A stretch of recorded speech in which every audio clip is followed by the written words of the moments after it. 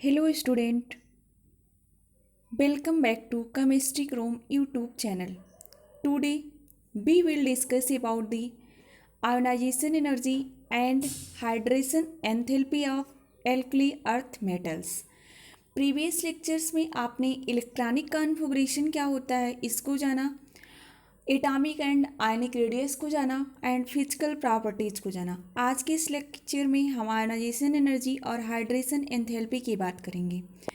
Firstly हम जानेंगे कि आयनाइजेशन एनर्जी होता क्या है और उसके लिए हम आपको सारा ट्रिक बताएंगे कि आप कैसे इसको याद रख सकेंगे एग्ज़ाम में। अगर कोई आपसे ऑब्जेक्टिव क्वेश्चन पूछा जाता है तो आप इस ट्रिक को आसानी से याद करके इसको ईजिली सॉल्व कर सकते हैं क्वेश्चन को। तो आयनाइजेशन एनर्जी क्या होता है, तो सबसे पहले इसके डेफिनेशन जानेंगे।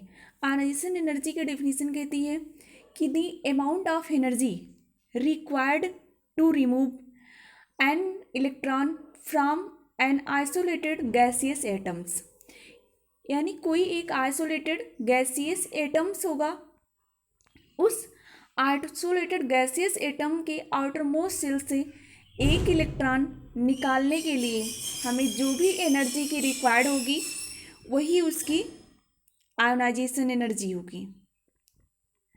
अगर कोई एटम से उसके जो इलेक्ट्रॉन हो न्यूक्लियस से काफ़ी टाइटली बाउंड है तो इस इलेक्ट्रॉन को निकालने के लिए हमें बहुत ज़्यादा एनर्जी देनी पड़ेगी। अगर हमें बहुत ज़्यादा एनर्जी देनी पड़ रही है तो आयोनाइजेशन एनर्जी क्या होगी, बहुत ज़्यादा होगी। और अगर आपके जो भी इलेक्ट्रॉन हैं वो न्यूक्लियस से उतनी टाइटली बाउंड नहीं है, काफ़ी लार्जर मॉलिक्यूल्स है, तो वहाँ पे जो आयोनाइजेशन एनर्जी है क्या होगी, काफ़ी कम होगी। तो इस अकॉर्डिंग आप कह सकते हैं कि अगर आपके कोई भी एटम्स है उस एटम की साइज़ बड़ी है तो उसमें जो सेल्स की संख्या होंगी वो भी ज़्यादा होंगी, यानी न्यूक्लियस से लेके आउटर मोस्ट सेल के जो बीच का डिस्टेंस है वो भी क्या होगा, ज़्यादा होगा, तो इलेक्ट्रॉन उसमें उतना टाइटली बाउंड नहीं होंगे।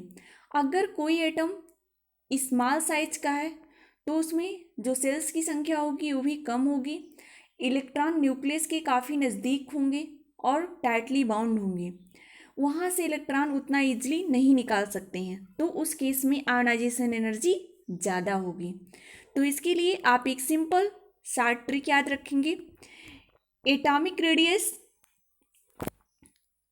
अगर आपका ज़्यादा है तो आयोनाइजेशन एनर्जी क्या होगी, लो होगी। अगर एटॉमिक रेडियस क्या है, छोटा है, तो आयोनाइजेशन एनर्जी क्या होगी, उसमें ज़्यादा लगेगी। अगर बड़ा है तो कम लगेगी। इसी अकॉर्डिंग अगर कोई भी आपका एटम्स है जो फुलफिल्ड इलेक्ट्रॉनिक कॉन्फ़िगरेशन रख रहा है अथवा कोई नोबल गैस कॉन्फ़िगरेशन रख रहा है तो वहाँ पे इस साइज का फंडा उतना वर्क नहीं करेगा। जैसे आप नाइट्रोजन और ऑक्सीजन में आयोनाइजेशन एनर्जी में जब भी कंपेयर करते हैं तो नाइट्रोजन के पास 2p3 ऑर्बिटल है और ऑक्सीजन के पास क्या है, 2p4 ऑर्बिटल्स होता है।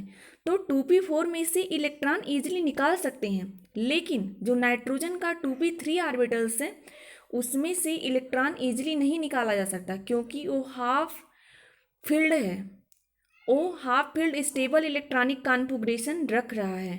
तो इन सब केसेज में अगर कहीं पे आपको नोबल गैस मिल गया, half filled stable electronic configuration मिल गया, तो वहाँ पे आप इस साइज़ का फंडा नहीं देख सकते हैं। तो आप याद रखेंगे, पहला फैक्टर है आपके लिए साइज़ देख के बता सकते हैं। दूसरा फैक्टर है अगर आपका कोई भी नोबल गैस इलेक्ट्रॉनिक कॉन्फ़िगरेशन रख रहा है एटम्स, भले ही उसकी साइज स्मॉल है, तो वहाँ पे उस इलेक्ट्रॉन को ईजिली नहीं निकाल सकते हैं, तो आयोनाइजेशन एनर्जी क्या होगी, ज़्यादा हो जाएगी। अगर कोई हाफ फील्ड इलेक्ट्रॉनिक कॉन्फ़िगरेशन का एटम है, फॉर एग्जांपल मैंने आपको बताया नाइट्रोजन और ऑक्सीजन के केस में, तो वहाँ पे इस साइज का फंडा वर्क नहीं करेगा। तो इसके लिए आप 3 फैक्टर याद रखेंगे आयोनाइजेशन एनर्जी के लिए, stable electronic configuration, noble gas electronic configuration and atomic radius. आप तीनों को ध्यान में रख के आयोनाइजेशन एनर्जी के क्वेश्चन को सॉल्व करेंगे। अगर यहाँ नीचे यही बताया गया है कि एटॉमिक रेडियस अगर इंक्रीज कर रही है तो आयोनाइजेशन एनर्जी क्या करेगी, डिक्रीज करेगी, क्योंकि साइज बड़ा है, इलेक्ट्रॉन इजिली निकल जाएगा। तो अगर इलेक्ट्रॉन इजिली निकल जाएगा तो आयोनाइजेशन एनर्जी क्या होगी, कम होगी। एटॉमिक रेडियस अगर क्या है, काफ़ी छोटा है, तो उसमें से इलेक्ट्रॉन निकालने के लिए मोर एनर्जी की रिक्वायर्ड होगी। अगर मोर एनर्जी की रिक्वायर्ड होगी तो आयोनाइजेशन एनर्जी क्या होगी, ज़्यादा होगी। अब एल्कली अर्थ मेटल के केस में आप देखेंगे, इस beryllium, magnesium, calcium, strontium, barium, radon. तो जैसे आप बेरिलियम से रेडान की तरफ जा रहे हैं तो एटॉमिक नंबर क्या हो रहा है, इंक्रीज हो रहा है। अगर एटॉमिक नंबर इंक्रीज हो रहा है तो आयोनाइजेशन एनर्जी क्या करेगी, डिक्रीज कर जाएगी। जिसका भी एटॉमिक नंबर ज़्यादा होगा उसकी आयोनाइजेशन एनर्जी क्या हो जाएगी, लो हो जाएगी। तो इसमें अगर आपसे क्वेश्चन किया जाता है कि सबसे ज़्यादा बेरिलियम का होगा, फिर मैग्नीशियम का, कैल्शियम, स्ट्रोंशियम, बेरियम, रेडियम। इस अकॉर्डिंग अगर आपको कंपेयर करना है एल्कली मेटल्स और एल्कलाइन अर्थ मेटल्स में आयोनाइजेशन एनर्जी का ट्रेंड, तब आप देखेंगे एल्कली मेटल्स का आपने प्रीवियस लेक्चर्स में पढ़ा रेडियस के, आयनिक रेडियस और एटॉमिक रेडियस के, कि जो आपके एल्कली मेटल्स होते हैं उसकी साइज क्या होती है, बड़ी होती है as compare of alkaline earth metal के। एल्कलाइन अर्थ मेटल की साइज क्या है, छोटी है। अगर एल्कलाइन अर्थ मेटल की साइज छोटी है तो इसकी आयोनाइजेशन एनर्जी क्या हो जाएगी, ज़्यादा हो जाएगी। तो आयोनाइजेशन एनर्जी इसकी ज़्यादा हो जाएगी और इसकी आयोनाइजेशन एनर्जी क्या हो जाएगी, लो हो जाएगी, क्योंकि इसकी साइज क्या है, बड़ा है। तो अगर आपसे कंपेयर पूछा जाता है कि आयोनाइजेशन एनर्जी किसकी ज़्यादा होगी, एल्कली मेटल की और एल्कलाइन अर्थ मेटल की, तो आप यहाँ से इसको ईजिली कर सकते हैं। नेक्स्ट है एल्कली मेटल। अगर आपसे पूछा जाता है फर्स्ट आयोनाइजेशन एनर्जी क्या है, सेकेंड आयोनाइजेशन एनर्जी क्या है, तो इसके लिए आप सबसे पहले देखेंगे कि अगर जो आपका फर्स्ट इलेक्ट्रॉन है उसको निकालने के लिए आपको जितनी भी एनर्जी की रिक्वायर्ड होगी वो उसकी क्या होगी, फर्स्ट आयोनाइजेशन एनर्जी होगी। फॉर एग्जाम्पल हम एल्कली मेटल का एग्जाम्पल लेते हैं सोडियम। सोडियम का जो आउटर मोस्ट इलेक्ट्रॉनिक कॉन्फ़िगरेशन है वो 281 है। आउटर मोस्ट सेल में कितने इलेक्ट्रॉन है, 1 इलेक्ट्रॉन है। अब यहाँ जब इसको हम फर्स्ट आयोनाइजेशन एनर्जी देंगे यानी कि एक इलेक्ट्रॉन निकालेंगे, फर्स्ट आयोनाइजेशन एनर्जी वही आयोनाइजेशन एनर्जी होगी कि पहला इलेक्ट्रॉन निकालने के लिए हम जो भी एनर्जी दे रहे हैं वही उसकी फर्स्ट आयोनाइजेशन एनर्जी है। तो जैसे ही सोडियम में से एक इलेक्ट्रॉन निकालेंगे तो Na+ आ जाएगा, एक इलेक्ट्रॉन निकल गया, Na पॉजिटिव आ गया। अब इसके पास जो इलेक्ट्रॉनिक कॉन्फ़िगरेशन बचा वो क्या बचा, 2 8 बचा। अब 2 8 यानी ये क्या आ गया, एक आपका नोबल गैस इलेक्ट्रॉनिक कॉन्फ़िगरेशन में आ गया। अब ये नोबल गैस इलेक्ट्रॉनिक कॉन्फ़िगरेशन में आ गया यानी मोर स्टेबल इलेक्ट्रॉनिक कॉन्फ़िगरेशन में आ गया है। अब अगर इसमें से आपको दूसरा इलेक्ट्रॉन निकालना हो तो बहुत ही ज़्यादा आपको हाईली एनर्जी की रिक्वायर्ड होगी, क्योंकि अब जब सोडियम क्या है वो stable electronic configuration noble gas electronic configuration में आ गया है।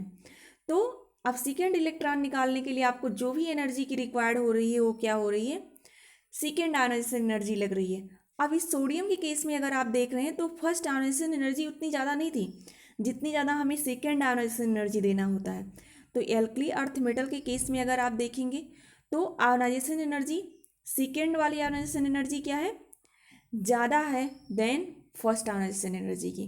तो इसमें अगर आपको कंपेयर करना हो फर्स्ट और सेकेंड आयोनाइजेशन एनर्जी में तो आप एल्कली मेटल्स के केस में देखेंगे सेकेंड आयोनाइजेशन एनर्जी क्या है, ज़्यादा है देन फर्स्ट आयोनाइजेशन एनर्जी की। इसी अकॉर्डिंग अगर आप एल्कली अर्थ मेटल का एग्जाम्पल लेंगे यानी कि आप मैग्नीशियम ले लीजिए Mg। अगर मैग्नीशियम में आप देखेंगे तो एटॉमिक नंबर क्या होता है, 12 होता है, 282। अब इसमें से जब आप फर्स्ट आयोनाइजेशन एनर्जी देंगे तो इसमें से एक इलेक्ट्रॉन निकल जाएगा यानी क्या बचेगा आपका, Mg+ बचेगा। अब इसका जो भी इलेक्ट्रॉनिक कॉन्फ़िगरेशन हो क्या आ जाएगा, 281। अब सेकेंड आयोनाइजेशन एनर्जी देंगे तो क्या होगा, ये Mg+2 में कन्वर्ट हो जाएगा। अब Mg+2 में अगर आपका कन्वर्ट हो गया तब क्या होगा, इसमें सेकेंड जो आयोनाइजेशन एनर्जी है वो बहुत कम लगेगी और मैग्नीशियम भी Mg+2 इलेक्ट्रॉनिक कॉन्फ़िगरेशन में आ गया और उसका जो इलेक्ट्रॉनिक कॉन्फ़िगरेशन आया वो क्या आया, 2 और 8 आया लास्ट में। यानी अब इस अकॉर्डिंग आपने देखा एल्कली अर्थ मेटल के केस में यानी मैग्नीशियम के केस में जो हमारा 282 था यानी लास्ट इलेक्ट्रॉन 2 था, तो उसमें जो हमें फर्स्ट आयोनाइजेशन एनर्जी दे रहे थे तो मोर एनर्जी देनी पड़ रही थी, लेकिन जैसे ही एक इलेक्ट्रॉन मैग्नीशियम से निकल जा रहा है Mg+1 आ जा रहा है, तो इलेक्ट्रॉनिक कॉन्फ़िगरेशन क्या मिल रहा है 281। तो अब हमें कम आयनाइजेशन एनर्जी देनी पड़ रही है सेकेंड वाले के लिए। तो ये अल्कली अर्थ मेटल के केस में फर्स्ट आयनाइजेशन एनर्जी क्या होगी, ज़्यादा होगी देन सेकेंड आयनाइजेशन एनर्जी की। नेक्स्ट टॉपिक में हम बात करेंगे हाइड्रेशन एनर्जी। जनरली हमारे पास बहुत सारे हाइड्रेटेड साल्ट हैं, उन हाइड्रेटेड साल्ट्स के हाइड्रेशन के लिए हमें जो भी आयनाइजेशन जो भी एनर्जी की रिक्वायर्ड होती है वही उसकी क्या होती है, हाइड्रेशन एंथैल्पी होती है। हाइड्रेशन एंथैल्पी में भी आप जनरल ट्रेंड याद रखेंगे, आयनिक रेडियस, क्योंकि जो भी एटम्स होते हैं वो आयंस के फॉर्म में होते हैं। आयनिक रेडियस अगर आपकी क्या है, ज़्यादा है, तो हाइड्रेशन एनर्जी क्या लगेगी, कम लगेगी।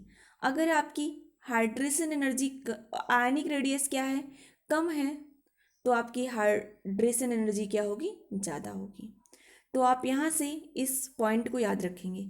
अगर आपको कंपेयर करना है बेरिलियम, मैग्नीशियम, कैल्शियम में, इन सबों में, तो आप देखेंगे कि जैसे जैसे आप बेरिलियम से बेरियम की तरफ आ रहे हैं, वैसे वैसे आप देख रहे हैं कि साइज आपकी क्या हो रही है, बढ़ रही है। साइज इंक्रीज हो रहा है तो हाइड्रेशन एनर्जी क्या हो जाएगी, डिक्रीज हो जाएगी। इसीलिए जो भी आपकी स्ट्रोंशियम है, बेरियम है, इन सब के जो हाइड्रेटेड साल्ट हैं ये बहुत कम मिलते हैं। जनरली ये बहुत मिलते ही नहीं हैं, रेयर केस में भले ही मिल जाएं। और बेरिलियम, मैग्नीशियम, कैल्शियम, इन सबों के साल्ट क्या होते हैं, ईजिली मिल जाते हैं, क्योंकि इनकी साइज क्या है, स्मॉल है। नेक्स्ट पॉइंट है the compound of alkali earth metal are more hydrated than alkali metals. जो alkali earth metals easily hydrate हो जाते हैं as compare of alkali metals के। ऐसा इसलिए होता है क्योंकि जो एल्कली अर्थ मेटल्स है इसकी साइज क्या है, छोटी है। एल्कली अर्थ मेटल्स की जो साइज क्या है वो छोटी है then compare of alkali metals के। फॉर एग्जाम्पल आप देख रहे हैं कि इस मैग्नीशियम अपने साल्ट्स का फॉर्मेशन करता है MgCl2 6H2O, CaCl2 6H2O। Strontium और बेरियम के जो भी हाइड्रेटेड साल्ट हैं वो बहुत कम मिलते हैं। नेक्स्ट पॉइंट है alkali metals ionic radius increases. Alkali metals की जो आयनिक रेडियस है वो क्या होती है, ज़्यादा होती है as compare of alkaline earth metals की। इसीलिए एल्कलाइन अर्थ मेटल की जो हाइड्रेशन एनर्जी है वो क्या होती है, ज़्यादा होती है। तो आप यहाँ से एक पॉइंट याद रखेंगे कि अगर आपसे क्वेश्चन पूछा जाता है कि एल्कलाइन अर्थ मेटल और एल्कली मेटल्स में किसकी हाइड्रेशन एनर्जी ज़्यादा होती है, तो सबसे पहले आप साइज का फंडा याद रखेंगे कि जो हमारे एल्कलाइन अर्थ मेटल्स हैं इसकी साइज क्या है, स्मॉल है। अगर साइज स्मॉल है तो हाइड्रेशन एनर्जी क्या होगी, ज़्यादा होगी। अब नेक्स्ट लेक्चर में हम बात करेंगे केमिकल प्रॉपर्टीज के बारे में कि एल्कलाइन मेटल्स की केमिकल प्रॉपर्टीज क्या क्या होती हैं। Thanks for watching this video. Please like, share and subscribe to my channel.